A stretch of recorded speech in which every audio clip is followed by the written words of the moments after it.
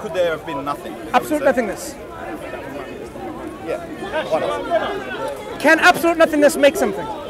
Because it's nothing. Yeah, I just said. I don't know. All this Big Bang stuff. No, this is not Big Bang stuff. This is about. Can something appear? This is about reasoning the reality with the tools that we have. So you have the tools of reason. From a very basic rational standpoint, can something appear from nothing? Right. So the universe obviously could not have come from absolute nothingness. Yeah. So that means the universe either always existed, because it cannot come from nothingness, or something that brought the universe into existence always existed. Because at one point you cannot have absolute nothingness. But then you're starting from a simple point. How can something just be? No, I'm just saying the possibilities are because nothing cannot make something, and we are something. Two options: either us, we always existed, so the question of coming to existence doesn't apply, yeah, because there was no nothing, we were always there, or something brought us into existence, which was always there. Yeah, so that's where I have trouble. I can't see how you can explore. You can no, it's not about having troubles. These are the only rational choices. Because you're a rational human being, you cannot have a choice whereby nothing can be the cause of something. Because nothing itself hasn't got anything. It doesn't exist. It has no energy to make something. So our universe, you and I exist. So at one point in the past, there cannot be absolute nothingness. That means there has to be always something. Always something. Right. So either our universe was always there, that's one possibility, or something or someone that brought this universe into existence was always there. So ultimately there has to be a cause which was always there. Either it's the universe itself. What's his theory? What's your theory? What's your I don't have a theory. You don't? I don't need to be condescending. There's no theory. No. What's your understanding? So if you're saying there's one, there could be nothing, which I accept. No, I'm saying it So cannot it's be either nothing. Or it can be something. No, we are saying, rationally speaking, there cannot be nothing. That's what we agreed on.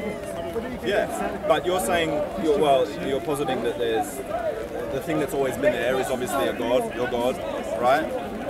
Is it? I think I have made a little bit clear.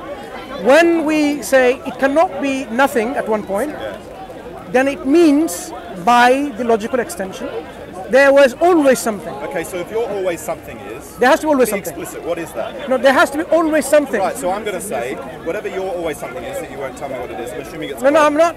Is it God? I'm not rejecting that. I'm not going to tell you. What I'm saying is, in principle, what we can agree is that there has to be always something. Right. What that something is the matter of discussion. Right, so if you let me finish, the something could have been the single-celled organism that started all of this.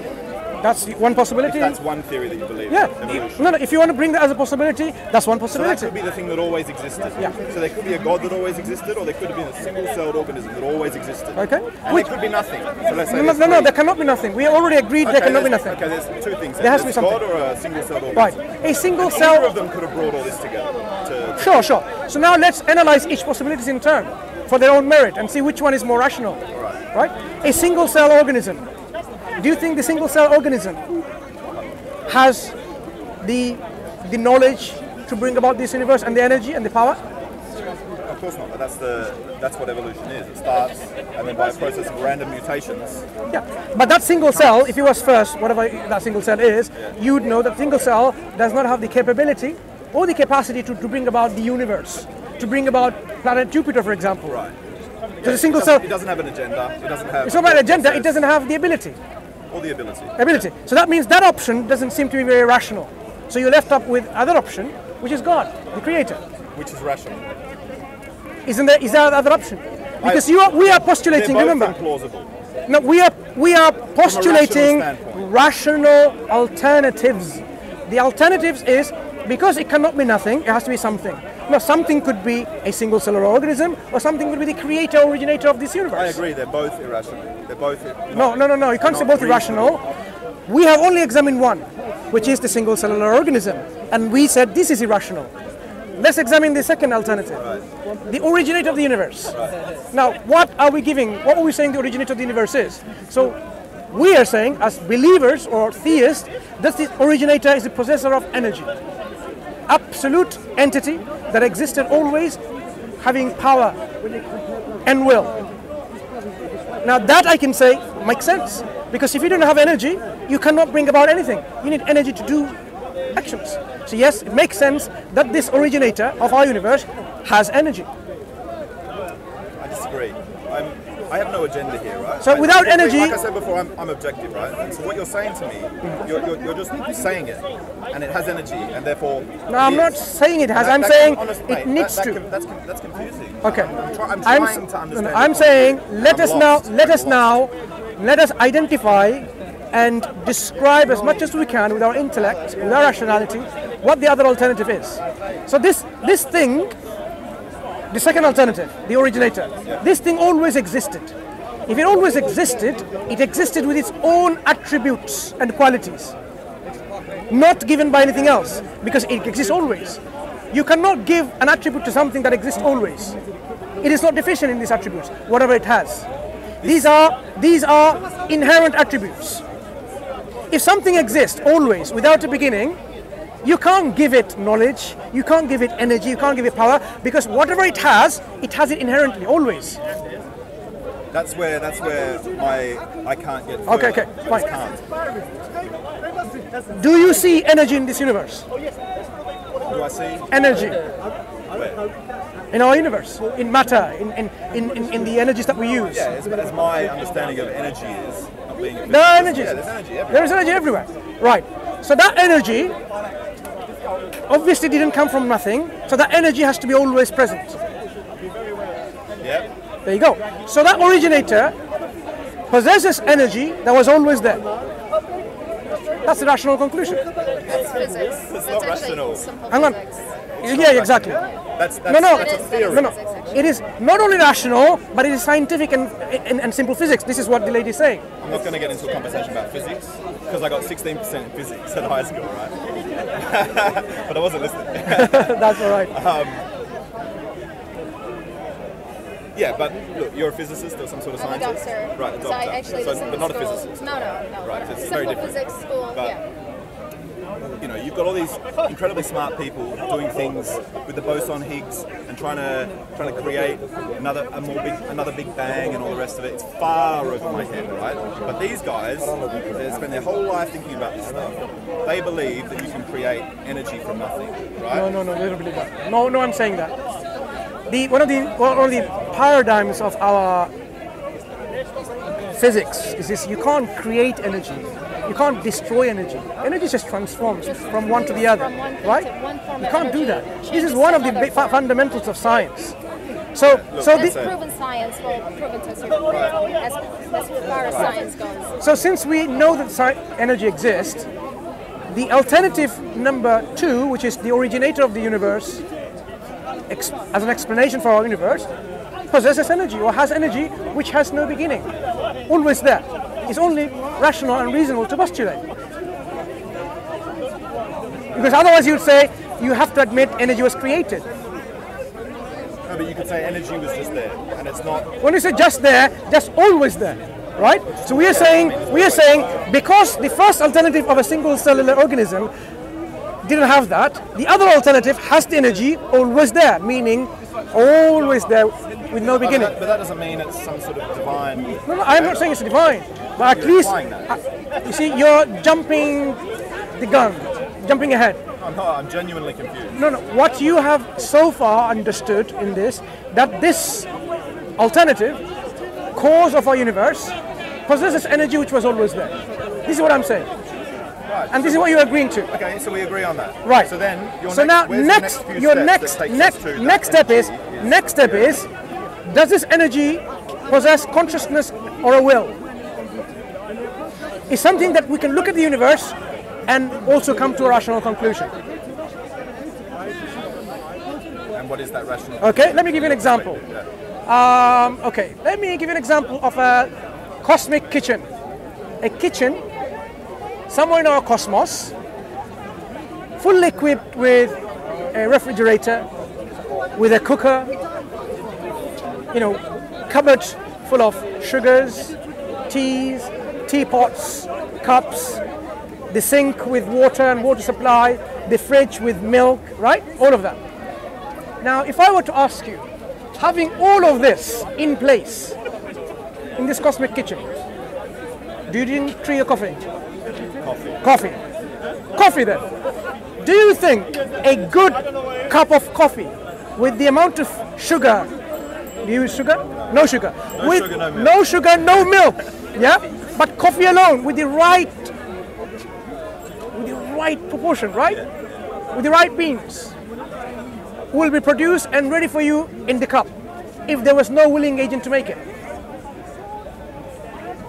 In that cosmic kitchen. It's just out there and all the ingredients are there. Would a cup of coffee or a mug of coffee would ever be made? In a magical kitchen, In a cosmic kitchen. Will my perfect cup of coffee No, be no, there? in a cosmic kitchen where there's no magic. Whereas Sorry. cosmic means somewhere in our cosmos, somewhere in our universe, somewhere out there. In the infinite. The universe is not infinite anyway. Never mind. There's another discussion. Whatever our universe is, somewhere along within You the love cosmos. technicalities when it suits you, but you love semantics. No. Please simplify it and just Just to say simplify it. A kitchen, a kitchen. Right. So A kitchen somewhere out there, right? Will a cup of coffee make itself Can in a it? kitchen? Well, he didn't say that. Can it make itself? Yeah, Yes. that's what he means. Yes. Thank you for simplifying. A cup of coffee in any kitchen, can it make itself? Thank you. You bamboozle people, and then it doesn't make sense. No. So, is there a magic cup of coffee that just sits there? Not Will it magic make- cup of will it make coffee. itself? I'm not asking for magic. Let's take magic out of it. Take magic out of Your it. kitchen, your kitchen at home, Right. you've got the beans, you've got the hot water, you've got the whatever, the kettle. Yeah. Can the coffee just go ahead and make itself and put itself in a mug and be ready for you to drink, or does someone need to do that? Right. So Why that's not? That's his. When you have all the energy and ingredients and everything there Yeah. to process things, why doesn't this process happen? Because you need an agent with a will to make it happen.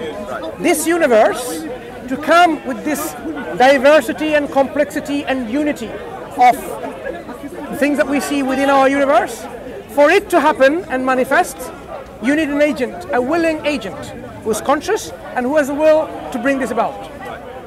Me. Let's say. Me. You would be the Going into creator the of the kitchen, coffee, yes. I'd be the grand creator. Yeah. In your case, it's an agent with a consciousness and a will to bring this together to make it. So this universe is course that we're looking for.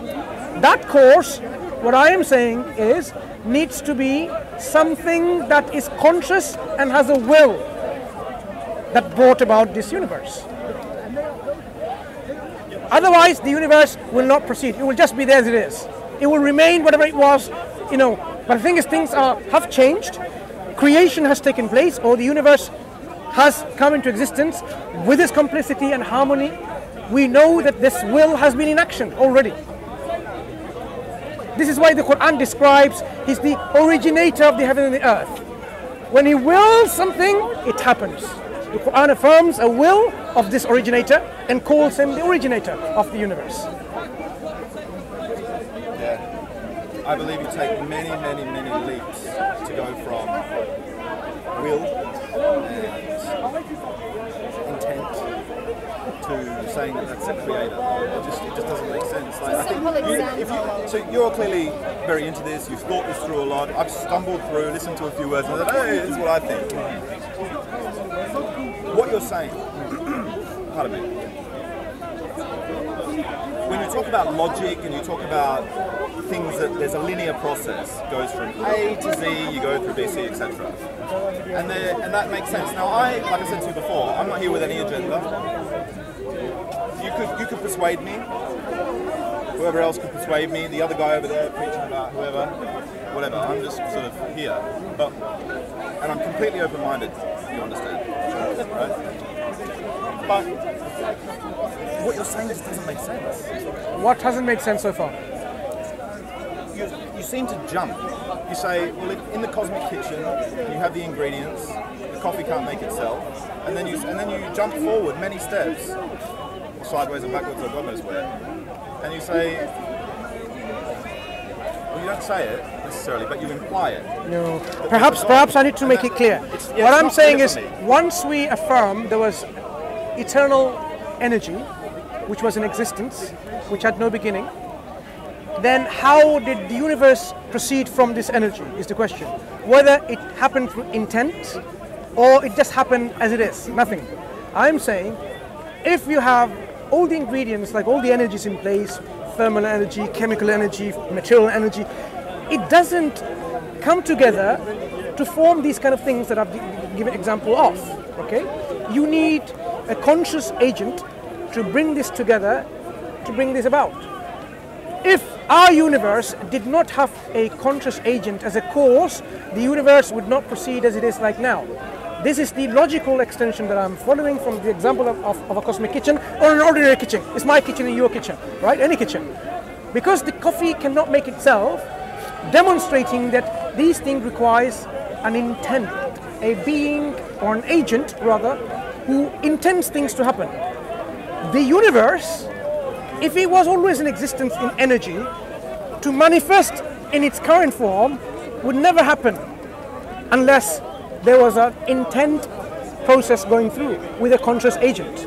That is what I'm saying. This is a logical argument. I'm not giving you a scientific evidence for it. This is just a reasoning with you, giving my rational understanding of how we can explain our universe. As a rational human being, you will realize that this makes sense, because if it wasn't the case with intent and consciousness, then it will be like your kitchen. It will just remain forever and forever. No coffee would ever make itself. The universe, with this harmony and this precision and design, people often somehow have a shock when we talk about design, as if the universe is not designed. The universe shows design to very minute detail. The constants of our universe are like accurate to 22nd decimal places. This is how accurate we're talking about the precision of design. So when we are talking about the universe, we are saying it's reasonable to assert and conclude, and rational to assert and conclude there was a designer, there was an agent with intention, will, and energy that brought about this universe. You're going to say something. Sorry, I was just going to say... Well, no, go ahead. That's fine. No, fine. Oh, go ahead. No, that's fine. Okay, I'll hide you. So I was just thinking, so basically, you need a creator to have a creation. All of this, the specificity of everything, cannot have come about randomly, is basically what he's trying to say. There's human beings, there's animals, there's many types of animals, there's so many types of insects and birds and trees, and everything feeds differently, everything survives differently. Could that have all happened by random accident? Absolutely not. This is what we don't believe. We believe that there is a creator to have brought all of this together and made it happen, and made all of those little things that created these things happen. So there has to be something that's out there that would have done all of that. Is basically what I'm trying to say. Yeah, I agree. It just come randomly. We agree on a lot, but then we disagree on the conclusion. Okay. So why the happy accident or a random accident or random mutation? Too many random accidents. There's one too many random accidents that brought all of this about. So you said when you came in, you wanted proof, you wanted to see something, you wanted to feel it, you wanted to experience it. Yeah. You can feel this, you can experience this. This is all there and could not have come by a complete random accident. It's impossible. It's just, how could that happen? Yeah, but so that, okay, so let's say we agree on that for the sake of discussion. Okay, yeah. That doesn't mean that, now I know you're going to go back to all this energy stuff, that doesn't mean that there's someone with energy and intent and so on and so forth that made it so. We're only considering two potential causes, let's say. So there could be 50, there could be 500,000, who knows? But ultimately, out of these millions and zillions of causes, there has to be a cause prior to which there is no cause. Because we agreed there cannot be nothing as an alternative. So there is always something. Either this something is a millions of intermediate steps, like one God creating, one creator creating another creator, which created another creator that created the universe, or ultimately there is one cause which is the source of everything. Okay, you can talk about billions in between, but ultimately you have to deal with the first cause of everything. You can start, like, where did the first cause come from? No, the first cause. No. The first cause doesn't come from any. The first cause has to be always there. This is what you concluded, because nothingness, absolute nothingness, is not an option. Then something has to be existing always, and that something is your cause, which is the first cause, prior to which there is no other cause. This is the rational conclusion that you accepted earlier on, because there is no other alternatives. There has to be something always. That something is the cause of our universe. Whether this cause is a random accident, which cannot explain the complexity